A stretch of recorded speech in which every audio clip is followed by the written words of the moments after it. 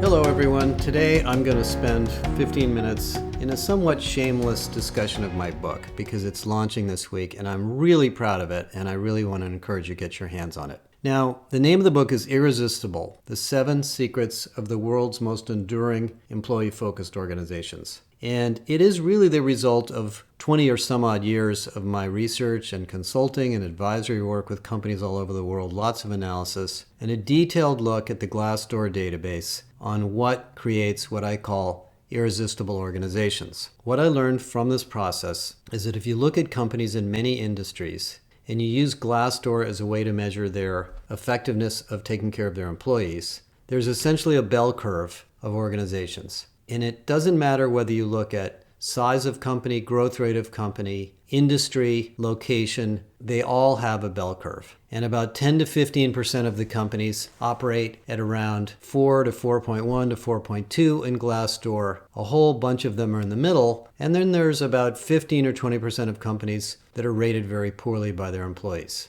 And if you go back and analyze that database, which I've done for a long period of time, and you look at the companies at the right, the irresistible ones in each industry, you find 2 or 3 big things. Number one, they're long-lasting, enduring companies. They've survived multiple business cycles. They've survived multiple product cycles. They've been through disruption of their industries, and they came out ahead. There's something about them that endures. The second is they're profitable. They're great stocks. Investors love them. They make money. And they're financially driving value to their stakeholders because their customers like them, which is number 3. These are companies that are highly respected, endearing brands. These are companies you know and you like. And so the research I did was to take this list of irresistible companies, and I have the list. It's discussed in the book in some detail. And go back and look at what they're doing in their industries to drive this success. And what you find is that sometimes companies just hit the ball out of the park. They have a great product, they're early to market, they've innovated and they've pioneered and they learned something new that nobody else knew. And they grow like mad.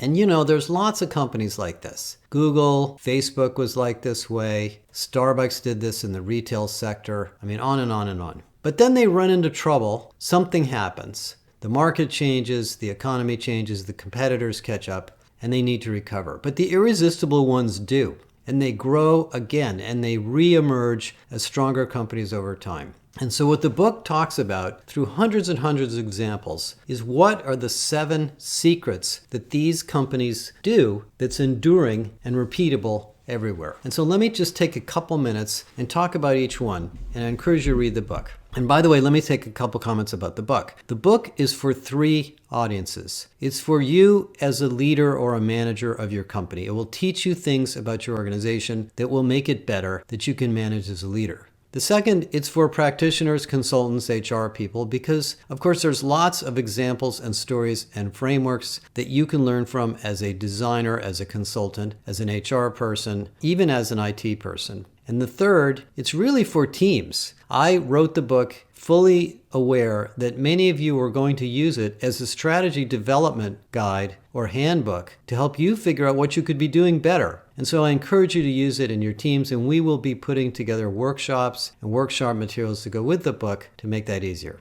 Okay, so really briefly, what are these 7 secrets? Well, first of all, when you read the high level about them, you're going to say, yeah, those aren't really secrets. Those are kind of well-known things. Well, they're sort of well-known and easy to read, but they're very, very profound and very hard to do. So what's in each chapter is not just a discussion of what the words mean, but the history of this particular domain, what great companies do, how to design your company to embrace these secrets, and some very specific examples and models. The first one, of course, is teams, not hierarchy. And I've talked about this a lot over the years, but essentially the story is that your company operates at the front line, and that the teams and the individuals who build things, who sell things, who market things, who who serve customers, who design things, who do consulting, they're the ones that are adding value. And so the magic of a really responsive, high-performing company is interlocking those teams, empowering those teams, training those teams, and designing those teams so that they can constantly change and morph and adapt over time. And you'll read a lot about it in that chapter. We're doing lots more research on this. Our research on org design talks about this, and we're doing a big project this year on productivity. But anyway, that's chapter 1.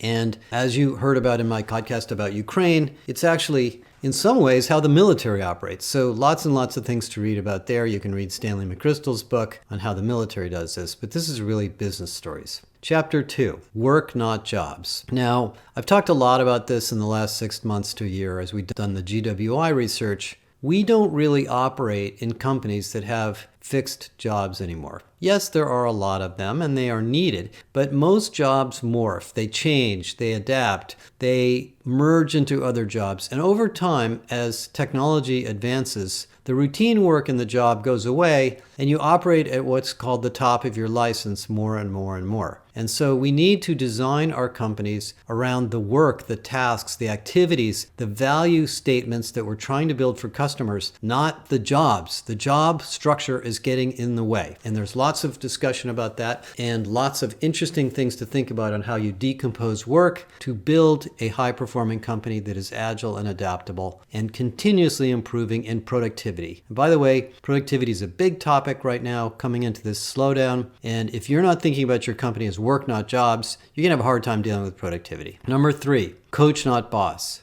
Hundreds and hundreds and hundreds of books have been written on leadership. I'm not going to try to tell you what leadership model to use, but I'll tell you the big story that we see in all of these great companies is they think about managers as caretakers, curators, developers of people. As many CHROs have said, and the one that I remember most important was the woman who used to run HR for a large healthcare company in the Northeast. Managers don't own people. Managers are taking care of people on behalf of the organization. And so your job as a manager or your job as a leader is to develop people, coach them, align them, move them into the right jobs, support them, and connect them to others, and sometimes help them move out of your group. And that chapter is all about this with lots of examples on how to do this. And it is in some sense fundamental to building a growing organization. Google's going through a redesign of its management philosophies right now. Starbucks is doing the same thing. It's a really big topic, and we're going to be introducing a lot of research on that topic next year. Number 4, culture, not rules. As I talked about in the podcast about Ukraine, and this comes up in virtually every company in the Irresistible list, there's a reason why they exist. These companies don't exist to make money. They exist because they have a purpose. We'll talk about that in a minute. And that purpose is manifested through its culture. The culture is driven from the top. If the CEO shows up late to meetings, if the CEO doesn't know your name, if the CEO criticizes people publicly, if the CEO constantly talks about the financials and doesn't talk about the people, well, that creates a culture. I mean, it may create a high stock price for a while, but it might also create high turnover and misbehavior all over the company. And every one of you is a caretaker of culture. And we'll talk a lot about, in the book, we talk about different types of cultures, the competing values framework, and other models for culture. But you can determine what your culture is, and you can talk about it, and you can manifest it and improve it if you take it seriously. Rules don't really work. People will break the rules if the culture is misaligned. So that's really the story in number 4. Number 5, growth, not promotion. Well, you've heard me talk a lot about training and education and development over the years. It's been one of my biggest areas of business. What happens in great companies is everybody's growing all the time, and they don't have to get promoted to grow.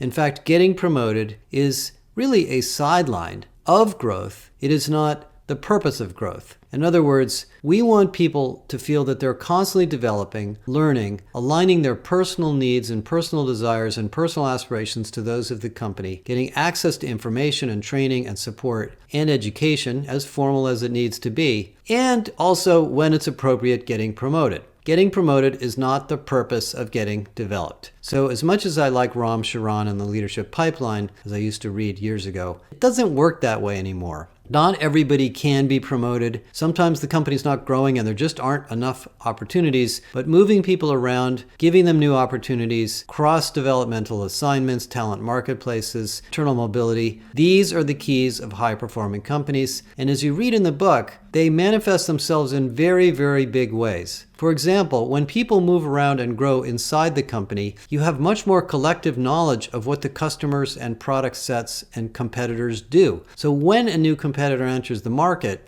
or a product feature changes, you can react much, much more quickly because you've had this development culture for a long time. And by the way, that goes for recessions too. I remember in the 2008 recession when companies were slashing their training budgets, many of those companies were sorry because the cost of educating employees is really relatively low compared to payroll and everything else. And when you do away with that developmental culture, it is very hard to get it back. So that's number 5. Number 6. Purpose, not profits. As I've talked about many times, and we have lots of examples of this in the book, profits are not a goal.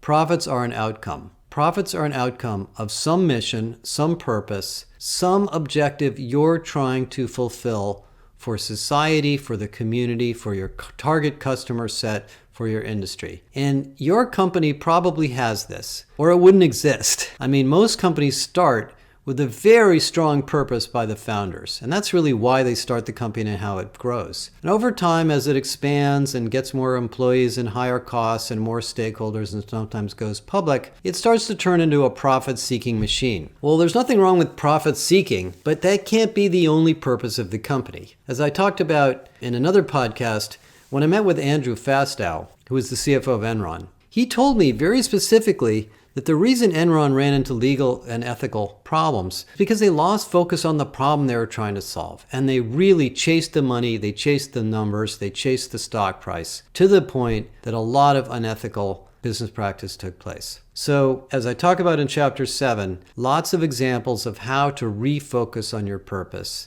from which you will be more profitable. By the way, purpose-driven companies are admired by their customers. People pay more money to buy products and services from companies that have a purpose, that are sustainable, that are taking care of society. So it's a good business to be conscious, to be aware, and to focus continuously on your purpose and make sure your purpose is relevant to the world we live in today. The final is employee experience, not output. And this one is a big one, and it's changed a lot. When I was first writing the book, employee experience was kind of a tech thing, but it's moved way beyond that. The idea here is that these great companies listen to their employees as voices of the market. The employee knows more about the customer than anyone else in the company. Your marketing department doesn't know as much as your employees do. The employees are acting on behalf of your company for customers. They have voted with their lives and their careers to work for you. They want to do a good job. They want to increase productivity. They want to deliver great customer satisfaction. They want you to know how committed they are to the company. But if your company gets in their way, all you're doing is fighting that instinct. And employee experience is all about this.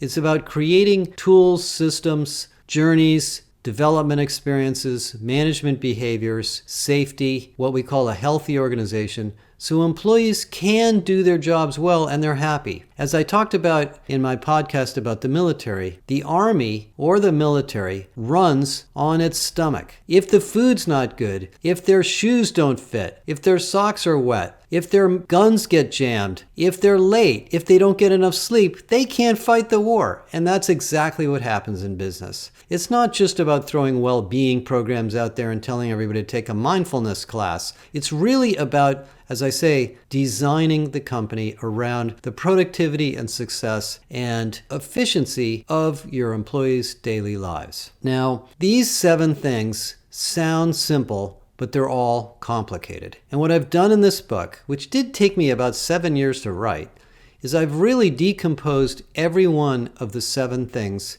into a lot of specific examples and details. There's probably 300 case study examples in this book, models and frameworks that I've developed over the years, and a set of tips for each secret that you can use. I really want to encourage you to get your hands on it. It's one of the most exciting projects I've done in my career, and I hope you enjoy it. Use it for yourself as an individual.